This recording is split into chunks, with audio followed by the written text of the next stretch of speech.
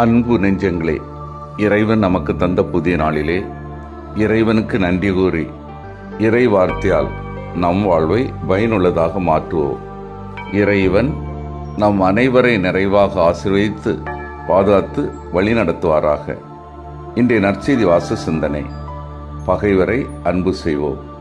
மத்தேயு 5 நூல் பிரிவு 43 முதல் 48 முடிய. இதன் விளக்கம் அறிவோம். பகைவரிடம் அன்பாக இருத்தல். உனக்கு அடுத்திருப்பவர் மீதும் அன்பு உருவாயாக என்ற பகுதி மட்டுமே திருச்சட்டத்தில் உள்ளது.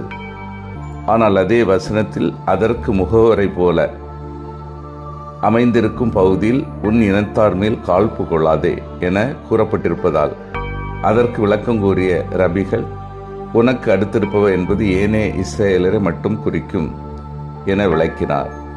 இஸ்ரேல் அல்லாத அயல் இனத்துடன் பழிக்கு பழி வாங்கலாம், அவர்களுக்கு வட்டிக்கு கடன் கொடுக்கலாம் என்றெல்லாம் போதித்தன.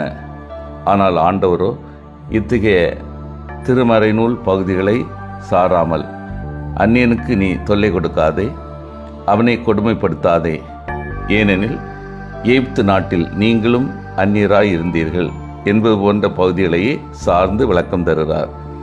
எனவே அவரது கருத்தின்படி யூதர் அல்லாத வேற்று இனத்தவர்கள் பகைக்கப்பட வேண்டியவர்கள் அல்ல, அவர்களும் அன்பு நீதிக்குட்பட்டவர்களே. அன்பார்ந்தவர்களே, அன்பு பொதுவானது. நமக்கு ஆதரவு வழங்குவதற்கு நம்மை அன்பு செய்பவர்களுக்கு மட்டும் அன்பு செய்யாமல், இயேசு விரும்புவது போல பகைவர்கள் துன்புறுத்துவோம் அனைவரையும் அன்பு செய்வோம். குறிப்பாக நற்செயல்களால், இறை வேண்டுதலால், மன்னிப்பதால் தியாக அன்பை நிலைநாட்டுவோம். உலகத்தின் கண்களுக்கு மடமையாக தெரியும் நற்செய்தி பகுதி இதென்றால் மிகுதியாகாது. நான் உங்களுக்கு சொல்கிறேன் என்று கூறும் இயேசுவின் மலைப்பொழிவு போதனையில் நமக்கு தந்த அருள் நெறிமுறைகள் ஏனைய போதர்களின் நெறிகளை விட முற்றிலும் மாறுபட்டது. அன்பு என்பது வெறும் உணர்ச்சி அல்ல, அது ஒரு தேர்வு. மற்றொருக்காக தன்னை தாரை வார்க்க முன்வரும் ஒரு செயல்பாடு. ஆனால் இயேசு பின்பற்றி அவருடைய சீடராக இருப்பது என்பது மிகவும் சவாலான வாழ்வு முறை. புனித அன்னை தெரசா வலிக்கு வரை அன்பு செய்வோம் என்று குறிப்பிட்டுள்ளதை இங்கு நினைவுகூறுவோம். இயேசுவை உண்மையாக அன்பு செய்து அவரை போல வாழ முற்படுவர்களால் மட்டுமே பகைவரை நேசிக்க முடியும். இது தன்னலத்தை கடந்த பிறன்பு. இதற்கான மன வலிமை இயேசுவை தருகிறார்.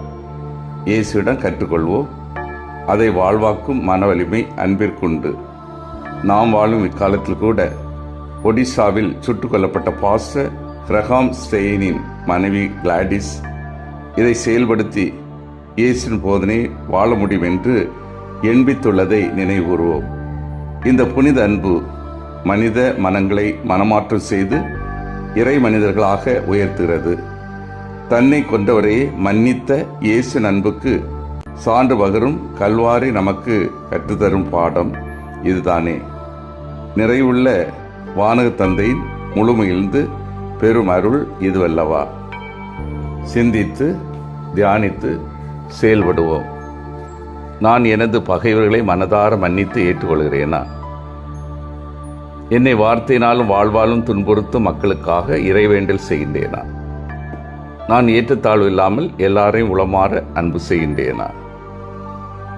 மன்றாடுவோமாக.